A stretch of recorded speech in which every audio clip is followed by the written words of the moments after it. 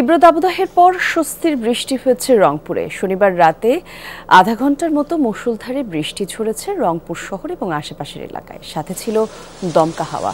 অনেকেই নেমে আসেন রাস্তায়, ভিজছেন বৃষ্টিতে। এতে শীতল হয়ে ওঠে প্রাণ প্রকৃতি। হিট অ্যালার্টের শেষে বৃষ্টির দেখা পেয়ে স্বস্তিতে জনজীবন, কমেছে তাপমাত্রাও। এর আগে গঙ্গাচড়া উপজেলায় হয় ঝড় বৃষ্টি। রংপুরের জনগণরা তো অতিষ্ঠ হয়ে গেছে গরমে, বৃষ্টিটা হয়ে ভালো হইলো আর কি। এখন ঠান্ডা ওয়েদার ভালো লাগতেছে। হ্যাঁ, এখন খুব ভালো লাগতেছে এখন এই বৃষ্টিটা হওয়ার কারণে। বিভিন্ন মানুষ বিভিন্ন জায়গায় লুকাইছে পানির জন্য, কিন্তু কেউ বিরক্তি বোধ নেই কারো। সবাই একটু শান্তির স্বস্তির নিঃশ্বাস ফেলেছে। বৃষ্টি এসে সবাই খুশি।